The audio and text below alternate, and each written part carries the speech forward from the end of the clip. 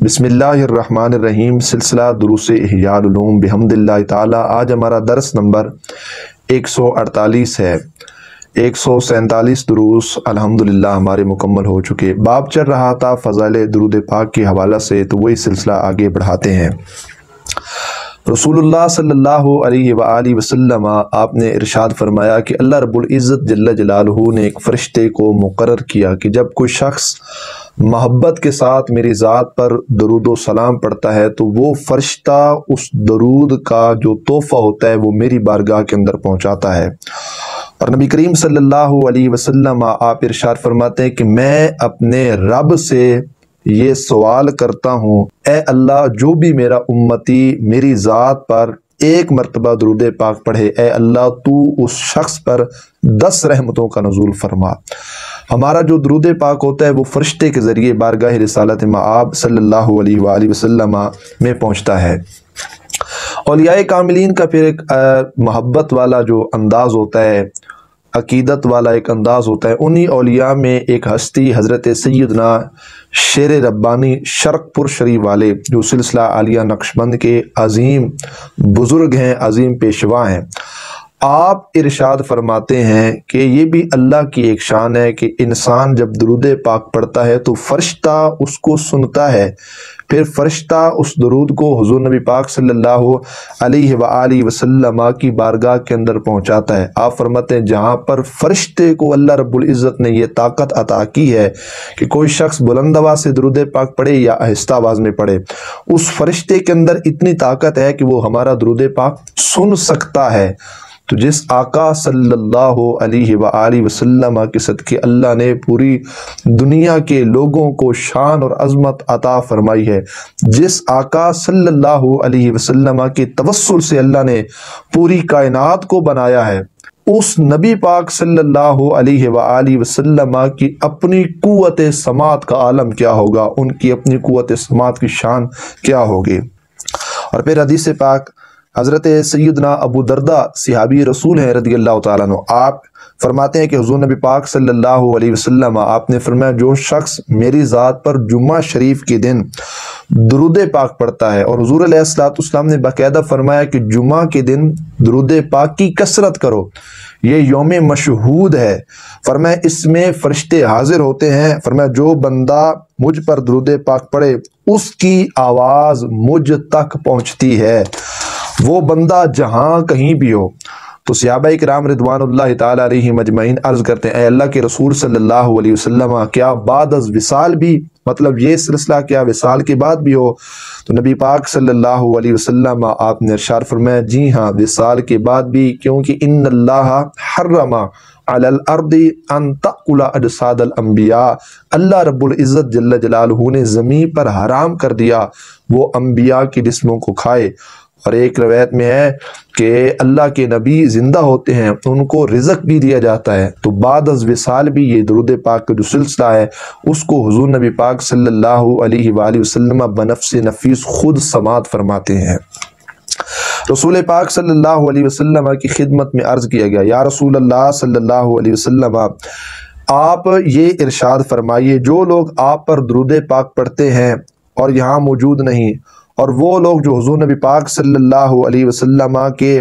وصال شریف کے بعد آئیں گے، ایسے لوگوں کے درود پاک پڑھنے کے متعلق آپ ارشاد فرمائیے، ان کے حوالے سے آپ کچھ ارشاد فرمائیے۔ فرمایا محبت والوں کا درود میں خود سنتا ہوں اور دوسرے لوگوں کا درود میرے دربار میں پیش کیا جاتا ہے، مطلب فرشتوں کے ذریعے، اور جو لوگ محبت کے ساتھ حضور کی ذات پر درود و سلام پڑھتے ہیں نبی پاک صلی اللہ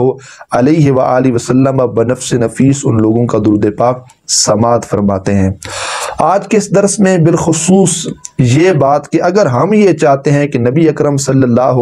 علیہ وآلہ وسلم کے مبارک کانوں تک یہ ہمارے درود کی آواز پہنچے اور نبی پاک صلی اللہ علیہ وسلم خود سماعت کریں،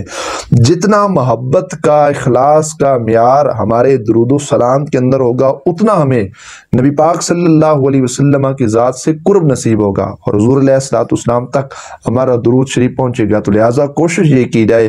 کہ درود پاک پڑھنے کے لحاظ سے اگرچہ کم پڑھا جائے، خلوص ہو، محبت ہو، عقیدت ہو، صرف تسبیح پہ تسبیح اور ایک عدد کو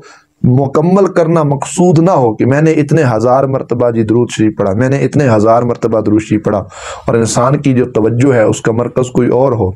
ایسا نہیں ہے، ٹوٹل پورا نہیں کرنا، ایک مرتبہ دن میں پڑھ لیں،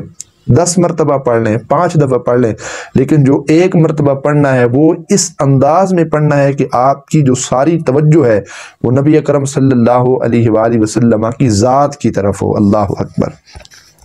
سیدنا ابو امامہ رضی اللہ تعالیٰ عنہ سے مروی ہے کہ میں نے رسول اللہ صلی اللہ علیہ وآلہ وسلم کو فرماتے ہوئے سنا ہے،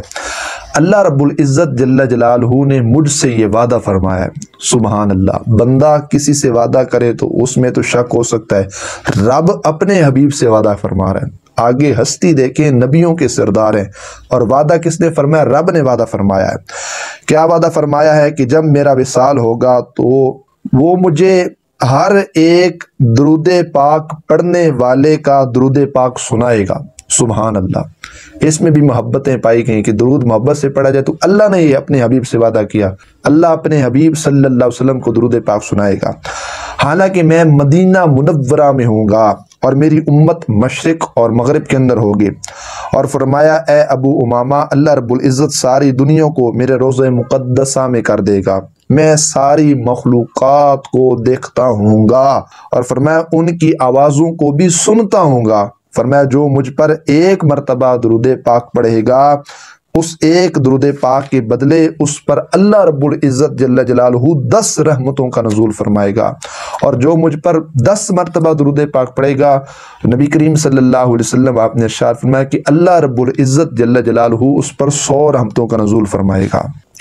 آگے نبی پاک صلی اللہ علیہ وسلم کے حدیث سے پاک سرکار مدینہ علیہ السلام نے فرمایا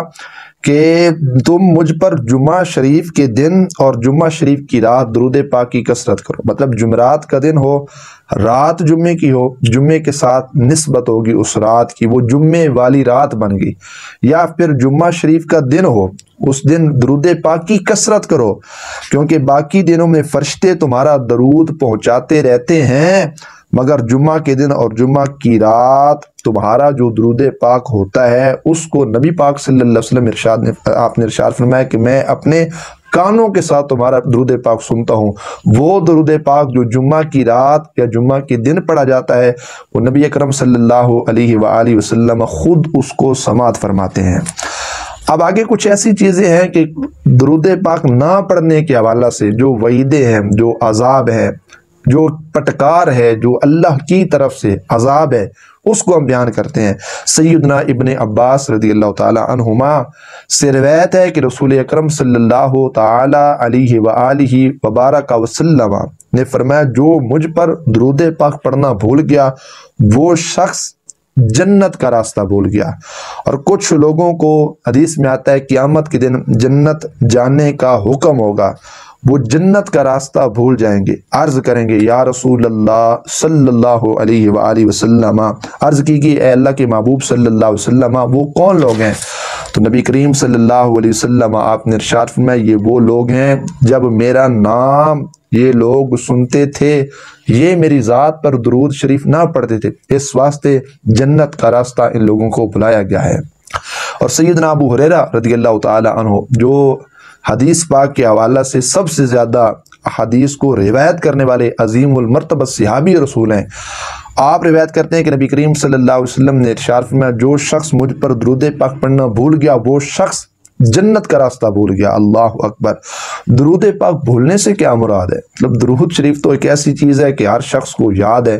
تو یہ تو نہیں ہے نا کہ مطلب اب درود ابراہیمی ہے یا الصلاۃ والسلام علیک یا رسول اللہ ہے یا اللہم صلی علی سیدنا محمد ماد الجود والکرم وآلہ وبارک وسلم، یا جو بھی درود پاک ہے، تو اس بھولنے سے مراد علماء صوفیاء نے لیا ہے کہ درود پاک بھول جانے سے مراد درود شریف نہ پڑھنا ہے، کہتے یاد ہو لیکن ویسے اس کو نہ پڑھا جائے، انسان مصروفیات کے اندر مگن رہے، مشغول رہے، درود شریف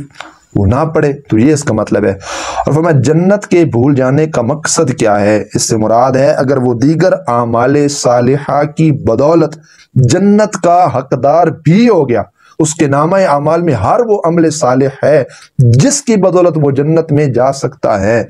لیکن وہ جنت میں جاتے ہوئے بھٹکے گا، اس کو راستہ نہیں ملے گا رب کی طرف سے، کہا جنت جاؤ، لیکن وہ راستے میں پھٹک جائے گا، اللہ اکبر، اسے جنت کا راستہ نہیں مل پائے گا۔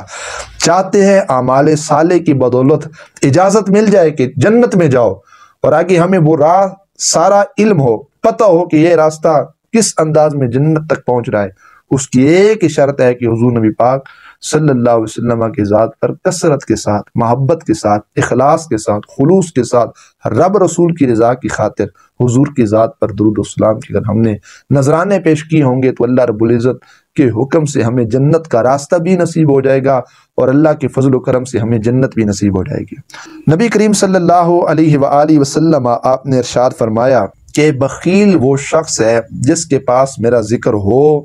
اور اس شخص نے مجھ پر درود پاک نہ پڑھا، اس کو بخیل، کنجوس کہا گیا۔ اچھا، بظاہر ہم کنجوس یا بخیل اس شخص کو گئے ہیں جس کے پاس مال نہ ہو، جس کے پاس پیسہ نہ ہو، یا چار ساتھی بیٹھے ہو نا تو ہم نے وہ کوئی کسی لحاظ سے کوئی چیز منگوانی ہو تو جو بندہ جیب سے پیسے نہیں کرے، ہم کہ یار یہ بندہ بڑا کنجوس ہے، ہم اس کو لوگوں میں مشہور کرنے کے یہ بندہ بڑا کنجوس ہے، یہ بندہ بڑا بخیل ہے۔ تو کنجوس کو ویسے ہی مشہور کیا جاتا ہے کہ یار فلاں بندہ بڑا ہے، پیسے نہیں نکالتا جیب سے۔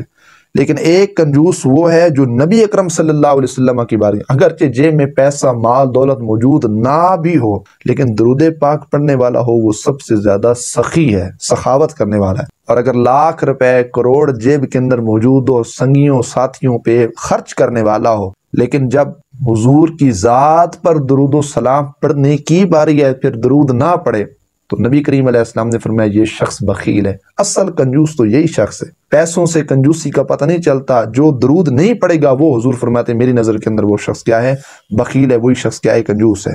ام المؤمنین سیدہ طیبہ طاہرہ زاہدہ راکعہ ساجدہ عالمہ فاضلہ عابدہ امی جان سیدہ عائشہ الصدیقہ، سیدہ عائشہ الصدیقہ رضی اللہ تعالی عنہا، وہ روایت کرتی ہیں کہ نبی اکرم صلی اللہ علیہ وآلہ وسلم آپ نے ارشاد فرمایا تین اشخاص ایسے ہیں، حضور نے فرمایا جو میری زیارت سے محروم رہیں گے۔ اللہ اکبر، ہر ایک شخص کو قیامت کے روز طلب ہوگی ہمیں دیدار رسول عربی صلی اللہ علیہ وسلم ہو جائے، لیکن حضور کہتے ہیں یہ تینوں میری زیارت سے محروم رہیں گے۔ نبی کریم علیہ السلام نے فرمایا پہلا وہ شخص جو والدین کا نافرمان ہوگا، حضور علیہ السلام نے ارشاد فرمایا دوسرا وہ شخص جو میرے سنت کا تارک ہوگا، سنتوں کو چھوڑنے والا ہوگا، اور نبی کریم علیہ السلام آپ نے ارشاد فرمایا تیسرا وہ شخص ہوگا جس کے سامنے میرا ذکر ہو اور اس شخص نے میری ذات پر درود نہ بھیجا ہو۔ تو یہ ایسے لوگ ہیں حضور علیہ السلام نے ارشاد فرمایا یہ لوگ میری زیارت سے محروم رہیں گے۔ سیدنا جابر رضی اللہ تعالی عنہ صحابی رسول، روایت ہے کہ نبی اکرم صلی اللہ علیہ وسلم نے ارشاد فرمایا کہ جب کوئی قوم لوگ جمع ہوتے ہیں پھر اٹھ جاتے ہیں، اللہ رب العزت کا ذکر کرتے ہیں، نہ نبی کریم صلی اللہ تعالی علیہ وآلہ وسلم پر درود پڑھتے ہیں، تو وہ یوں اٹھتے ہیں جیسے کہ بدبودار مردار کھا کر اٹھیں۔ اللہ اکبر، ہماری ہر مجلس، ہماری ہر محفل، ہماری ہر میٹنگ وہی قابل قبول ہے جس میں اللہ رب العزت کی حمد و ثنا بیان ہو، جس میں نبی کریم علیہ السلام کی ذات پر درود و سلام پڑھا جائے۔ تو ایسی مجلس، ایسی میٹنگ، چاہے اس میں کھانا، دعوت جو بھی ہو، سخاوت کا ایک انتظام ہو، لیکن اللہ رسول کا نام نہ ہو، حضور فرمایا جس طرح وہ بدبودار مردار کھا کر اٹھے ان کی مثال ایسی ہے۔ اور آگے ایک روایت ہے ابو سعید خدری رضی اللہ تعالیٰ سے مروی ہے کہ نبی کریم صلی اللہ علیہ وسلم نے فرمایا جو لوگ مجلس میں بیٹھتے ہیں اور اس میں نبی اکرم صلی اللہ علیہ وآلہ وسلم پر درود و سلام نہیں پڑھتے، حضور کی ذات پر درود نہیں پڑھتے، تو اگرچہ وہ جنت میں داخل ہو گئے لیکن ان پر حسرت طاری ہوگی اور وہ حسرت کھائیں گے، ہائے افسوس، کاش ہم دنیا میں نبی کریم صلی اللہ علیہ وسلم کی ذات پر درود و سلام پڑھتے ہوتے، کاش کہ ہم کیا کرتے، حضور کی ذات پر ہم کثرت کے ساتھ درود و سلام پڑھتے ہوتے۔ اور آگے حضور علیہ السلام کی حدیث پاک کہ جو لوگ کسی مجلس میں بیٹھتے ہیں اس میں نہ اللہ کا ذکر کرتے ہیں نہ اس کے پیارے حبیب صلی اللہ تعالیٰ علیہ وسلم کا ذکر خیر ہوتا ہے، اس کا مطلب درود پاک پڑھا جاتا ہے، درود پاک پڑھا جاتا ہے، نہ اس میں اللہ کا ذکر ہوتا ہے، نہ اس میں حضور علیہ السلام کی ذات پہ درود پاک پڑھا جاتا ہے، تو ان کو حضور علیہ السلام نے ارشاد میں قیامت کے دن نقصان ہوگا، پھر اللہ رب العزت چاہے تو ان کو بخش دے، چاہے تو ان کو کیا کرے، عذاب دے۔ بہرحال بخیل کہا گیا اس شخص کو جو نبی اکرم صلی اللہ علیہ وسلم کی ذات پر درود و سلام نہیں پڑھتا۔ اور حضرت سیدنا جابر رضی اللہ تعالی عنہ سے ایک حدیث پاک جو ہے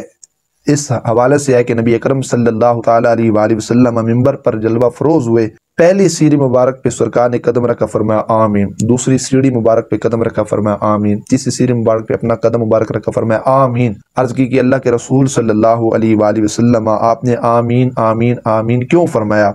تو حضور علیہ السلام نے ارشاد فرمایا ابھی جبریل علیہ السلام حاضر ہوئے، جبریل علیہ السلام نے عرض کی اے اللہ کے رسول علیہ السلام آپ کی امت میں